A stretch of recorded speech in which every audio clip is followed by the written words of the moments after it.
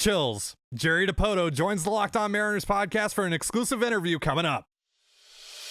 You are Locked On Mariners, your daily Seattle Mariners podcast. Part of the Locked On Podcast Network, your team every day.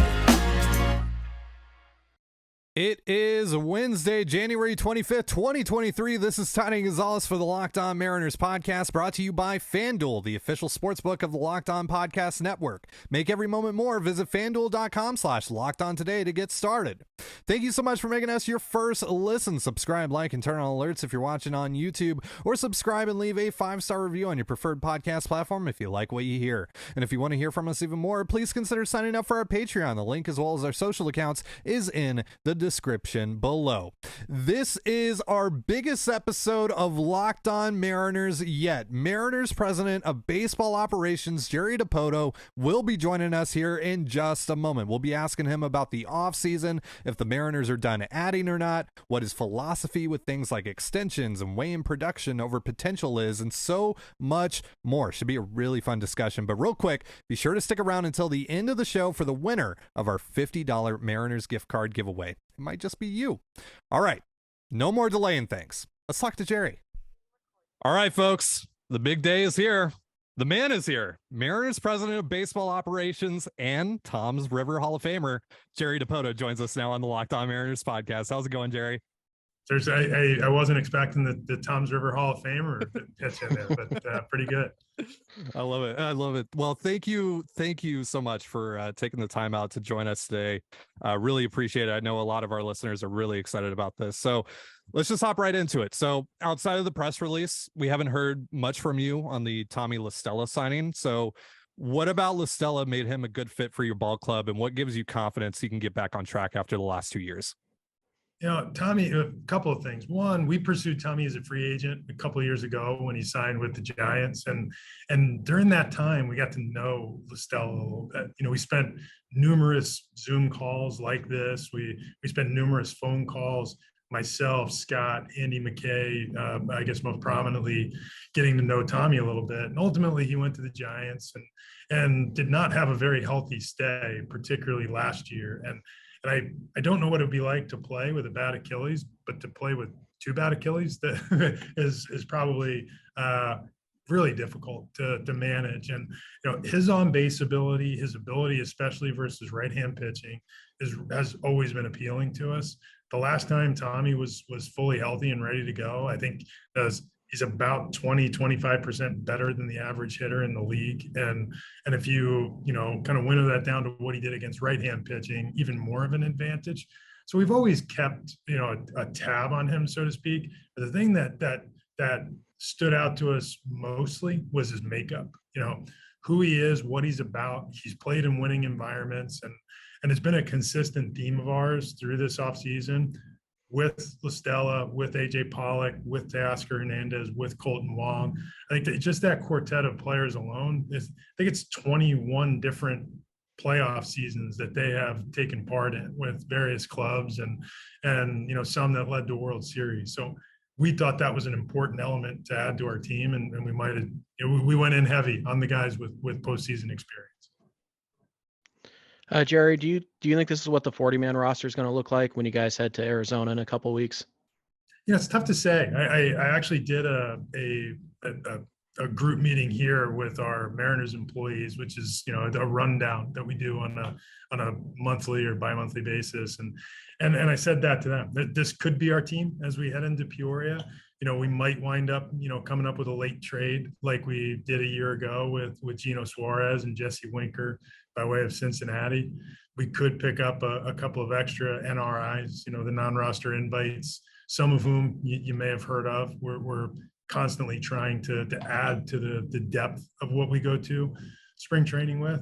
But if I had to bet on anything major happening before we step foot on the field, I'd bet against it at this point. And we're comfortable with that. We feel like the team is we have improved this team from where we were at season's end, and very encouraged by giving some of the young players again opportunity to step forward.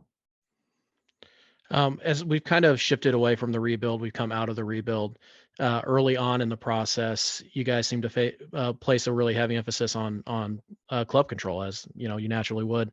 But this offseason, you kind of shifted, and there we've seen a lot of 1 year type of deals.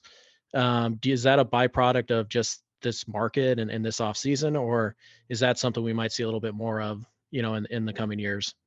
I think it's probably a byproduct of having what we think is a pretty stable, foundation. We are constantly, the way we build our team is to look over a 6-year horizon. And, so you mentioned club control, and 6 years is roughly the length of time that you're going to have control over, the youngest or least experienced player on your roster, assuming that player doesn't get options somewhere along the line. So we're always looking in a 6-year block, and part of that 6-year block is some type of forward planning for when you're going to be able to introduce the next wave of young players. And so this is the intersection between what we talked about a lot during our rebuild phase, which was to give young players, athletic players, opportunity and watch them grow. We also want to make sure that we maintain the opportunity. Because if we don't consistently inject the next wave of young talent, even if that wave is 1 or 2 players big, it's if we're not consistently conscious of introducing that, then we run the risk of aging out and running, effectively running the camel into the desert floor, which we don't want to do. We're all about creating something that has sustained value in our roster, and we have a group of young players that really give us a chance to do that. So kind of going off of that, you've spoken in the past about being a draft, develop, and trade ball club, and a big part of making that work really is the ability to also retain your own. And for guys like Teoscar Hernandez, for example, who are just now entering your organization with a year left of club control, is it important at all for you to see a player in your clubhouse before exploring a longer term commitment with them?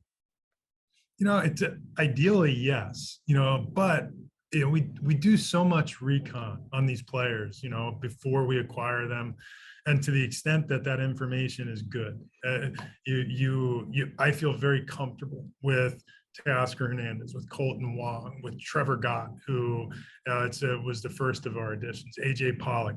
Some of them I'm comfortable with, like a Gott or a Pollock, because I personally know them or have had relationships with them and in past stops. With others like a Wong or a Teoscar, they've been around for long enough, and they've played in winning environments where we have good relationships with the people they were around, be it teammates or staff members or front office personnel. So we feel like we know them walking in and who might fit best in our clubhouse. We made a big investment in Robbie before he ever stepped foot in our clubhouse. We made a big investment in Luis Castillo after he did. And similarly, we had a pretty good read on what the Rock was about before he ever stepped foot in our clubhouse. And then it was even better than we thought it would be in terms of, the personal fit. So ideally, you'd like to have them in your clubhouse and to spend time. But if there's a deal to do and the player fits from an on-field talent in the lineup, in the rotation, whatever it is, talent, and we have good recon on what his makeup's about, we're not afraid to take a chance either. Now, looking a few years down the road, you'll have Julio's money kicking in, and a lot of your young core will be approaching free agency around the same time. Because of this, would it be fair to anticipate more off seasons in your contention window that look similar to this one, with more of a focus on shorter term commitments? Or do you believe it's possible to both simultaneously maintain your young core while swimming in the, maybe not the deepest ends of free agency, but the deeper ends of free agency? I think it's always going to be some combination of all of those things. And, it so happens that in doing the deals for Robbie, Luis, for Julio, we have, over the course of, I think, just over the last calendar year. So we'll date it back to, the signing of Robbie Ray in what that would have been like the final day of November, 1st of December in 21, before the lockout that ultimately led to the 22 season. Since that time, I think we're 7th among all major league teams in the amount of money we can have contributed towards signing players, be it free agents, or in-house extensions. And I think that sneaks up on people. We've spent $501 million on signing players. We just didn't do it in the way that maybe most would deem more conventional. So we went out and we did add big impact, and what that led to is a CBT or a tax payroll that is approaching $185 million. And why that's significant is that what you just talked about, the Cal Raleighs, the George Kirbys, the Logan Gilberts, those who are not signed to extensions, they're going to hit arbitration at about the same time that a lot of those the bigger numbers in these extensions. And that's not just Julio, who jumps from minimum to 4 million to 10 million like that, and then it's 18 overnight. And as similarly is Luis Castillo, who went from as we acquired him last summer, we did this extension. The extension really ramps up in terms of rate of pay for the 24 season. So we're conscious of where our payroll is now. We're, I guess, cautious in not putting ourselves in a position that once our highest ceiling players escalate in the arbitration process, that we don't cut off the full impact of what our rebuild should produce for us, which is an extended period of contending. And but I say that, and if there's the right short-term fits, if there is the right long-term fit who fills a hole for us that we really feel like is meaningful, then we'll pursue that. But we've talked pretty openly about what we want to do, and as I've said before, in settings like this, we don't really keep a lot of secrets. We just tell you what we want to do, and it's your choice whether you think that's a good plan or not. Sure. Yeah. Real quick on that, I wouldn't be doing my job if I didn't ask this follow-up. You said that maybe there is the possibility, you left the door open there. Do you have the freedom to do any of that stuff if Sure. that opportunity presented itself to you?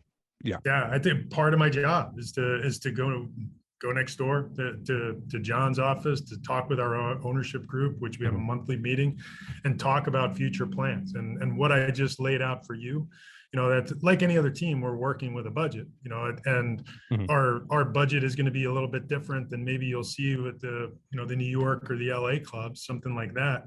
But right now our CBT payroll is on par with what we think, is our position in the market. It's not terribly distant from where the Houston Astros are. It's on par with teams like the Cardinals that we feel like are market and stylistic matches for what we're trying to create. But like those teams, and like has been the case when we wanted to do Julio, when we wanted to do Luis Castillo, when it was time to do Robbie Ray, just walked next door and talked about how this fit into our 6-year plan, and pretty quickly got sign off. You're listening to the Locked On Mariners podcast. Thank you again for making us your first listen. More from our interview with Jerry Dipoto in just a moment. But first, a reminder, this episode of Locked On Mariners is brought to you by FanDuel. The NFL playoffs are here, and we're really excited about our new sports betting partner for Locked On because they're the #1 sportsbook in America, FanDuel. And if you're new to FanDuel, that's even better. They have so many great features that make betting on sports fun and easy. New customers join today to get started with $150 in free bets guaranteed when you place your first $5 bet. Just sign up at FanDuel.com/lockedon. That's LOCKEDON. FanDuel has all your favorite bets from the money line to point spreads to player props. Plus, you can even combine your bets for a chance at a bigger payout with a same game parlay. And it's conference championship weekend in the NFL, and that Bengals Chiefs line keeps bouncing around. That'll be a really interesting one to keep an eye on. And I'm taking the over on that 47.5 point total FanDuel has up for that game. Joey Burr, Pat Mahomes, even with the ankle, I'm taking that all day, baby. And that's all in an app that's safe, secure, and super easy to use. So football fans, don't miss out. Place your first $5 bet to get $150 in free bets, win or lose, at FanDuel.com/lockedon. That's LOCKEDON. Make every moment more with FanDuel, the official sportsbook partner of the NFL. Now back to our conversation with Jerry Dipoto. All right. Well, that's it for the payroll stuff. I know you're tired of answering stuff about that. We're tired about talking about it. Colby, what do you got for him? Yeah, we've seen a little bit more trade activity over the last few days, and obviously, Jerry, Ty and I spend most of our offseason talking about trades and listening to trade ideas from fans, and kind of poo-pooing them, for lack of a better term. But the trade market really hasn't gotten going to any real extent this offseason. Do you have any theories as to why the trade market's just been pretty cold this winter? I think it's probably because our roster is more mature than it's been in all the years since I've been here. And that sounds weird with a young team, because if you take maybe us, the Yankees, the Dodgers out of the equation, the trade market is usually closer to a snail than a rabbit, but then you add, those three teams into the mix, or maybe you could throw a fourth team like the Padres in there. That's usually what gets the trade market rolling and makes it feel like there's a lot of activity. But, by and large, this is the Yankees did a lot of damage between last year's trade deadline and this year's free agent market. Similarly, the Padres, similarly with the Dodgers, who've generally been, focused on the same things as those other teams, and it's just built out more mature rosters. And when those four teams aren't really pushing the trade market, it tends to move a lot slower. And I've been like you, I've been following along with it and probably living vicariously through the Minnesota Twins as they do their business. But it's it's funny how it works. You'll see a small flurry, and then you'll see nothing at all, and then we're going to go to spring training, and what I think is going to be more and more common is continued chatter about players that might be moved in the spring when we're out on the field, whereas in years past that wasn't a common thing. That might be more of the spring rhetoric, that players could still get moved during those months based on what the teams are trying to achieve. I'm curious about left field in particular here, but how do you, as a team that has, aspirations to win the World Series, how do you balance potential of a young up and coming player versus the likelihood of production with a more established vet? How do you walk that line? I think, well, going into last season, and I say this is, I don't know if every team in baseball could enter every year. For instance, we didn't enter the 2019 season with the belief that we were likely to win the World Series. Every team should have that as a goal, and it's our goal. We would like to do that. We also know that if we want this to be sustainable, that you have to start growing a lot of those impact or everyday players at a fairly regular rate. You're not going to be able to inject one young player every 6 or 7 years and get by. So, you have to reserve playing time for those players. And, we did it a year ago, and some worked, like we saw Cal Raleigh take off. We had the opportunity for George Kirby, and he hit the ground running. And others struggled, like JK didn't hit the ground running. And as a result, we go into this season with a little less certainty in what's going to happen in left field. Some of it due to underperformance, some of it due to injury, with a guy like Taylor Trammell, who through no fault of his own, he's performing very well. And then he hit the IL, and circumstance happens. But our general opinion is that it's the opening day isn't the end of the season, it's the start of the season. And we're putting ourselves in the most advantageous position we can to build up the most robust roster we can, while still providing opportunity for our young players. And then as we start getting into the waters of the competitive season, determining whether we need to add to backfill our roster or to replace a player because it's just not clicking for them. And I think, last year is a great example of that, when, we started and it was working out for some and not quite for others. We're pretty aggressive in going out and filling those holes, and we went out and filled them. And when we saw opportunity, we did. But we think starting the season, particularly in left field, we are a much better long-range team with a chance to win, World Series, plural, if Jared Kelenic or Taylor Trammell turn into the types of players we think they have the potential to be. And if we don't give them the chance to do that, they certainly won't. Opportunity is required. You're currently slated to make 3 picks within the top 30 of this year's draft, and one of those picks is even tradable. Historically speaking, how rare of an opportunity is this for you guys, and what kind of advantages does having those 3 picks give you? So I think that this is my 12th year as a baseball operations head, whatever that is title wise. In those years, I've never actually had a comp A pick.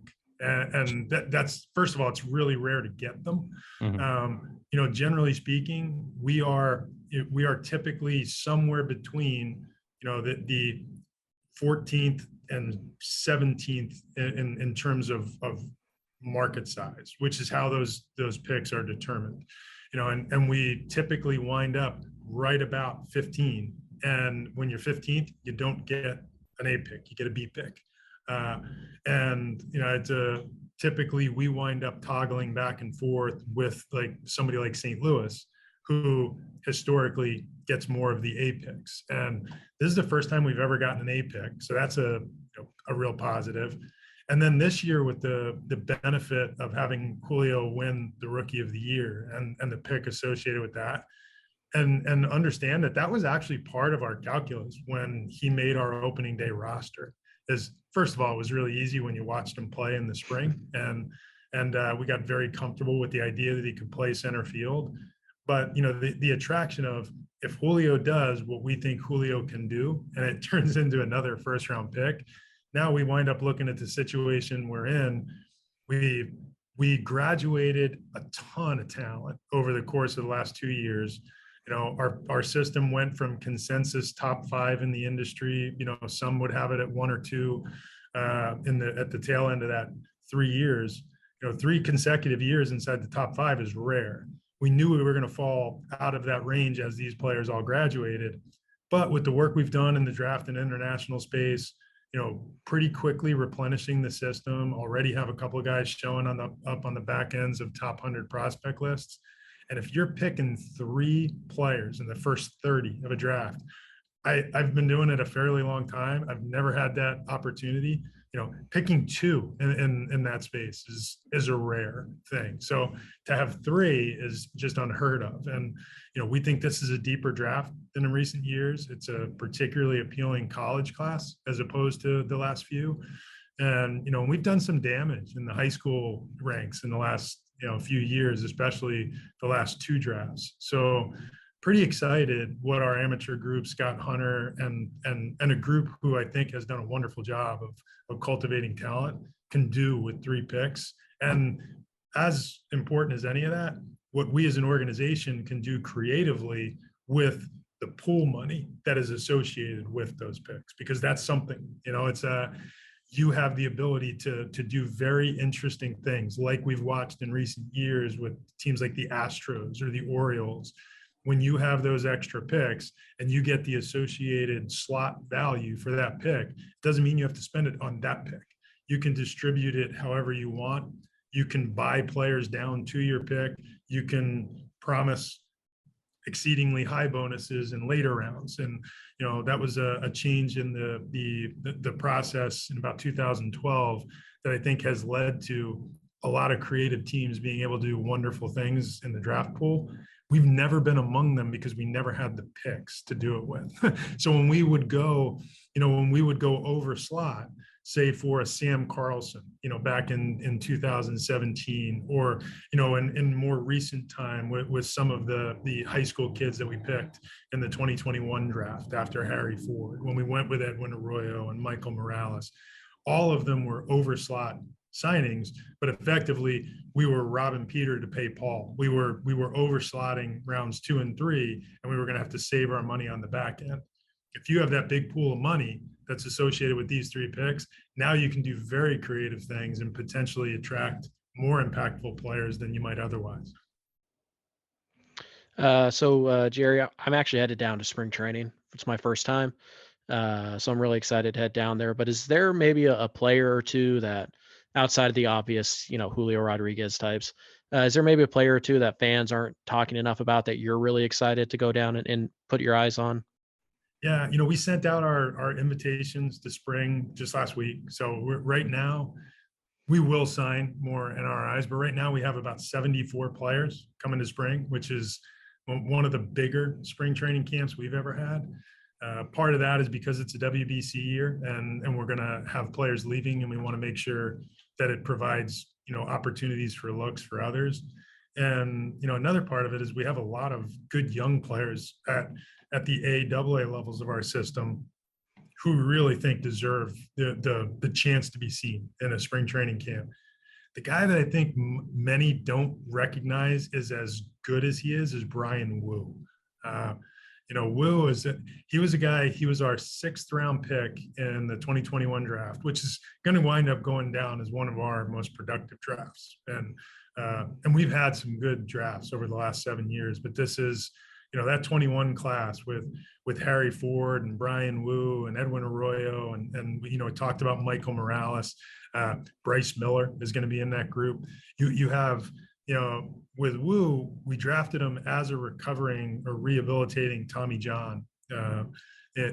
And once he came back from that Tommy John, we've got a mid upper 90s fastball with what I think is, potentially elite level command. He can really ride the fastball at the top of the zone, creating that backspin. He's got above average secondary weapons. His changeup just leaps off the board, and it's kind of stunning when you see this kind of pitch mix and this kind of polish for a guy who just hasn't pitched that much. If you remember, 2020 is a lost season in college baseball. 2021, he's injured and didn't pitch. And then we signed him and rehabbed him. And I think the return is going to be great for the Mariners and for Brian. He was one of the most hit on players in our offseason. Every time we talked to a team about a possible fit, it was probably 50-50. Bryce Miller and Brian Wu, the players that they're trying to hit on. And and I don't think many would put Wu in that rare air. Another guy, and he'll be in our mini camp setup, is Michael Arroyo, Michael was part of our international signing class in 2021. He's going to play this season at 18 years old.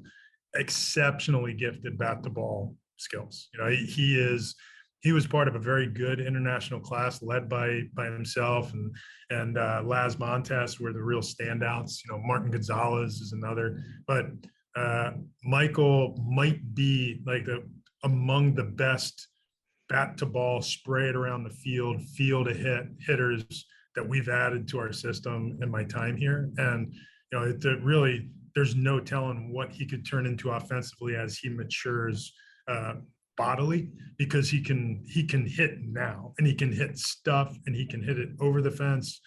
There's a lot of, traits of that kind of that.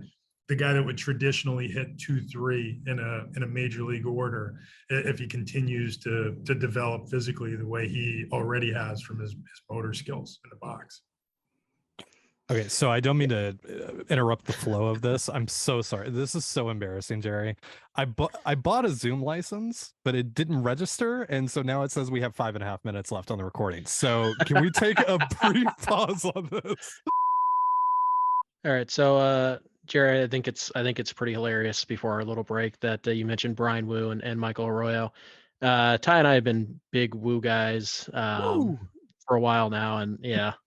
And there's kind of an inside joke with Michael Arroyo we like to make, but I do, since you mentioned Brian Wu, I do want to ask you about some of the arms that you've brought in this winter.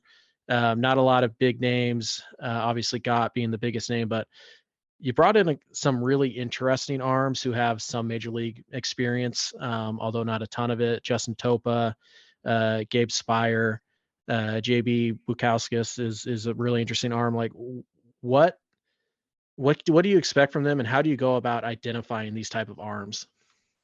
So I think this is an area over the last handful of years, and this, maybe starts back as far as 5 years ago or so, but definitely since 2019, an area where I think our group has done an excellent job is first identifying, pitchers who have the stuff, the physical traits, the stuff traits that we feel like we can amplify in our bullpen. And not just as simple as, maybe what it was like for us 5 or 6 years ago in just shifting usage patterns. Hey, throw more of this, less of that.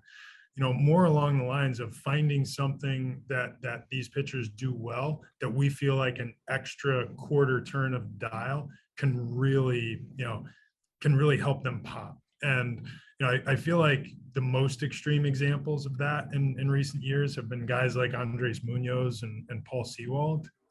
It's tough to imagine what Andres Munoz had the ability to be successful without the quarter turn of the dial, but the quarter turn of the dial with Mooney wound up being phenomenal, like to the point where I don't even think it's arguable that last year he was one of the best relievers in our league, and he's got the physical stuff to be elite for a number of years if he stays healthy and continues to improve the way he did. And Sewald, it wasn't as simple as, hey, throw more sliders. It was drop the arm slot, refocus where your fastball locations lie. And this group is very similar. They all have what we tend to call them pitch grade poppers.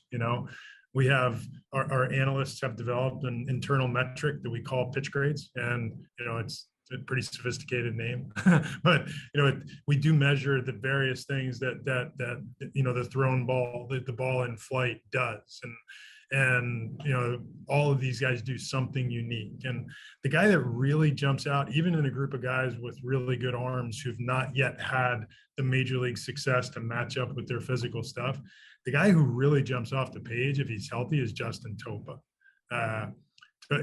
If you watch video of Topa's stuff, it's your first reaction is, wow, it's why have I never heard of this guy? And he first came onto our radar a handful of years ago, and it was as we were transitioning our roster through the rebuild. We had Omar Narvaez as one of our catchers, and the Brewers had contacted us about Omar, who ultimately we did trade to them in return for a minor league pitcher and a draft pick, a comp B, not a comp A, because we don't get those. But we did turn that comp B pick into Isaiah Campbell, who we're very excited about coming into spring training as a reliever for the first time, and coming off a great year where he was healthy. But during the inquiry on Omar Narvaez, one of the players that we kind of scratched out was Justin Topa. And, we asked and they declined. And that was our first real introduction to Topa. And then he was, shortly thereafter, he went through an injury, an elbow injury that kept him, off the grid for a while. But we think the ability to unearth real impact is with Topa is very, very real. And, it's a matter of him being healthy. And some of that we're going to have to see. Obviously he's not 22. It's not a guy that is experienced in terms of major league pitching. I think he's thrown 17 or 18 innings at the big league level or something like that. And he's already in his 30s, but he does maintain options, and the physical stuff is so big that we feel like it was very much worth the potential risk of losing a player to acquire. Yeah, the reaction that we had, and this speaks to the reputation that I think you and your organization have built for yourselves. We were like, Justin Topa, who the hell is this? He's probably going to be a top 10 reliever in baseball next year. That's just how it is, right? So speaking about pitching, I want to get into this number 5 starter competition that it seems is going to be happening here in spring between Chris Flexen and Marco Gonzalez. But is there anyone else that could factor into that competition, specifically someone like Bryce Miller?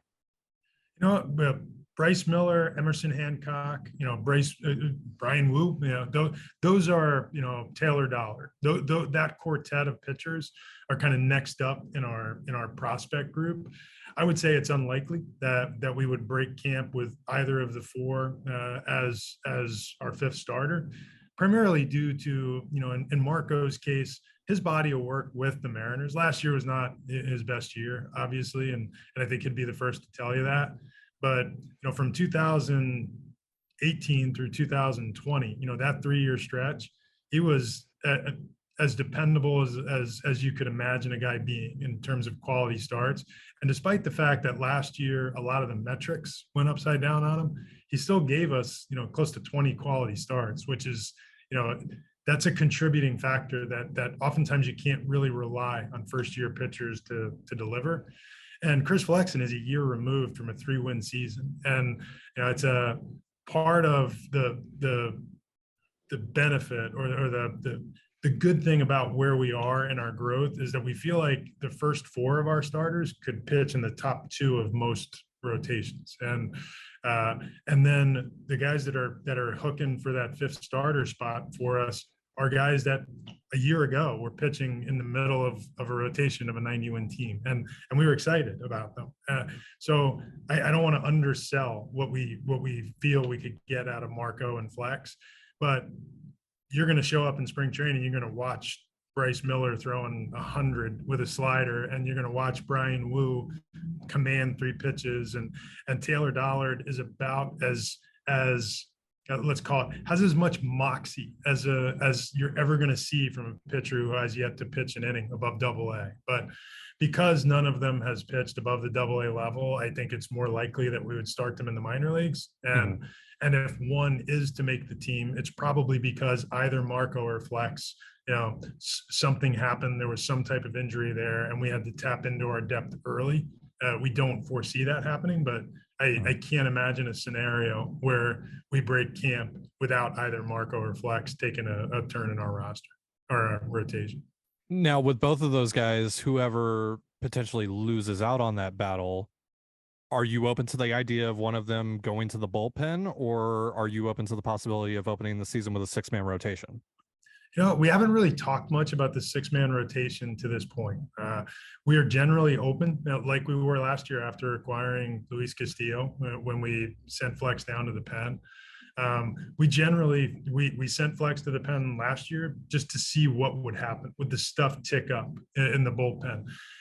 Believing that Marco every 5th day, the value in Marco is the long season. It's the bulk. It's the 20 quality, 18 quality starts. It's the 180, 210 innings.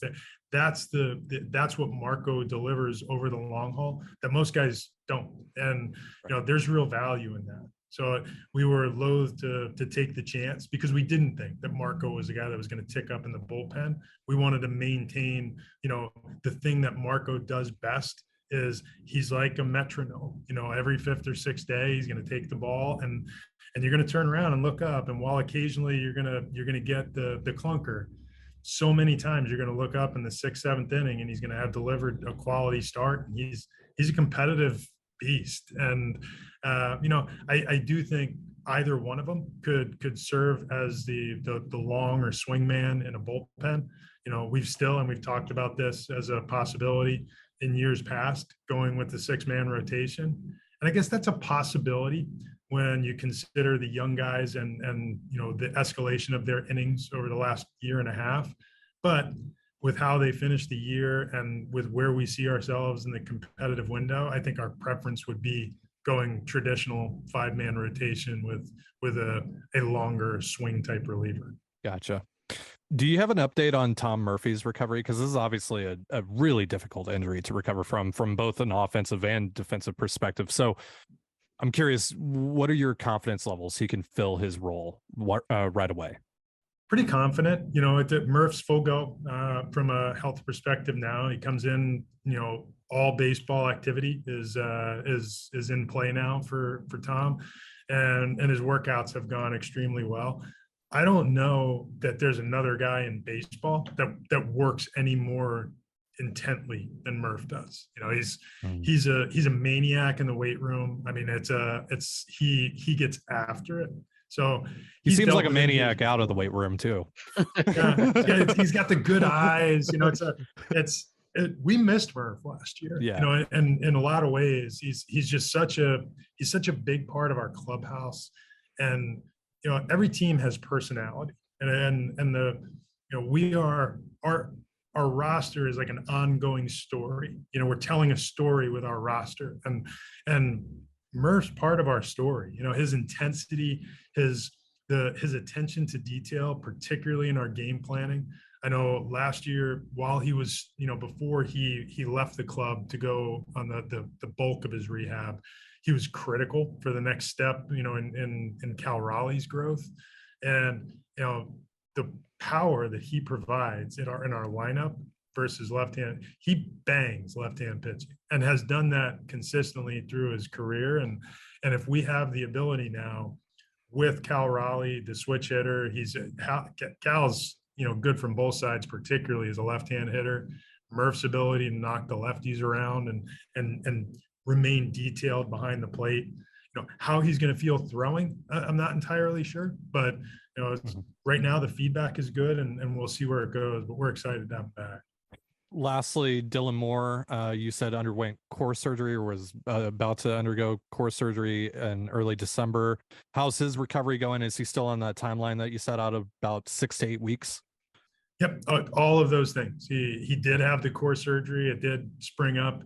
It was during the winter meetings, actually. It was the first time we heard of it. Okay. And shortly thereafter, and by shortly, I mean within, I think, 36 hours, he was undergoing a procedure. It was going to be a 6 or 8 week process. He will come into spring training a little behind the other guys in terms of his preparation, but similarly, Dylan's one of our most athletic players. Also another guy who works his tail off and will get after it. So, it's, while I wouldn't, say that he will be back in 6 weeks definitively, I'm betting if it says that guys like Tom Murphy and Dylan Moore will find ways to make it 6 or something closer to that. Well, Jerry, I got one last question. Yeah, go for it. Go for it. Yeah. I'm really interested in Cade Marlowe. You guys added him to the taxi squad late in the year. I don't know, was that a direct, result of Sam Haggerty's late season injury or what? But Cade really popped last year, and the numbers in the high minors are kind of hard to ignore. So what do you think Cade Marlowe is or can be for you this year? So every system, and we've been I get very age phobic. When I'm looking at prospects, obviously, the first thing you train on is their physical ability, and the next thing you recognize is their birthday. It's baseball has, every generation that has players that pop through late, that late bloomer, the guy who, the senior sign who entered a system late and really surprised you. Cade Marlowe has been that since the day he put on a Mariners uniform. And he got a little bit of a late start. He had the additional, I guess, misfortune of not being able to play the 2020 season. So by standard measure, he's a little older for prospects at the levels he's played through. His physical ability across the board, Cade's but 5-tool guy, and it's hard to find 5-tool players in any area. But when you find 5-tool player with great makeup who can play all 3 outfield positions, and he does it with a performance combination of power and speed that's been among the best in the minor leagues over the last 2 years. And it's hard to say that that's not going to result in an everyday player. And part of the reason why we brought Cade on as to add to the taxi squad, like we actually had conversation about adding him to the active roster, so he was going to be part of the taxi squad regardless. We had conversation about adding him to the active roster because when you go into those short playoff series, you don't really need the 13th pitcher. You can find, which we evidenced, you can shorten that roster up. You can do really interesting things with your bench and create advantage. And, when Hags went down, with Sam, or Swags, I guess, depending on the listener, with Sam Swaggerty. Yeah. he's, between Sam and Dylan Moore, with the obvious exception being Julio, those were our impact base runners, the guys who could make things happen. And you get in tight postseason games and, you're in a 1-run game, let's say down 1, and you're in the 8th, 9th inning, and you need a run. You got to scratch something out. There's 1 out and you need somebody to go steal a bag. We felt like Cade Marlowe taking up, eating up 2 bases at a time, going first to third, going second to home on a short hit, stealing a base was just a huge advantage. And, and not knowing what our outfield defensive situation was going to look like, we felt like he was as good a bet defensively as anybody we could put in the field outside of Julio. So we were really confident in his maturity and felt like that he was prepared to do that. I think the experience or exposure was great for him. He's going to get another long look in spring training because we're going to be short a couple outfielders due to WBC. And now as a 40-man roster player, it's no longer a matter of if he's going to play in the big leagues. It's a matter of when he will get his first official shot. Well, Jerry, unless Colby has anything else, Colby? No, you good? I'm good. You good to go? Yeah. All right, cool. Well, I appreciate you taking the time out and also dealing with some of our technical issues. You got the full Locked On Mariners experience today, Jerry. It was a pleasure, and we'd love to do it again sometime. Best of luck to you this year. Anytime, guys. Just let me know. Thank you again to Jerry Dipoto for joining us. I hope you enjoyed our discussion as much as Colby and I did, and we really have you to thank for it, because without you and the amazing growth we've seen over this past year, we simply wouldn't be able to do stuff like this. And we're hoping to do even more cool stuff for you guys in the future as this community grows and grows. So thank you from the bottom of our hearts for all the support you've shown us. Now, before I let you go, let's announce the winner of our $50 Mariners gift card giveaway. And the winner is at Ryan Hanna 6513 on YouTube. Ryan, congratulations. Feel free to hit me up on Twitter or via email at lockedonmariners@gmail.com, and I'll get you hooked up with some new Mariners gear. And thank you to everyone who subscribed to enter, and be sure to stay subbed because we're going to be doing more giveaways like this in the near future. All right, that's going to do it for our show. Thank you so much for joining us here on the biggest episode of Locked On Mariners yet. And for Colby Patnode, I'm Trident Gonzalez. Be sure to give us a follow on Twitter at LO_Mariners. You can follow me at Dane Gonzalez. That's DANEGNZLZ. And Colby at CPAT11. That's CPAT11. You can also find all that stuff in the description of this episode. And thank you again for making us your first listen. Now make your second listen. Locked On MLB Prospects. Host Lindsey Crosby is a prospect encyclopedia, and he's going deep on the MLB stars of tomorrow. It's free and available wherever you get your podcast, just like us. And with that, have yourself a beautiful baseball day, and we'll see you on Friday. Peace. Chills.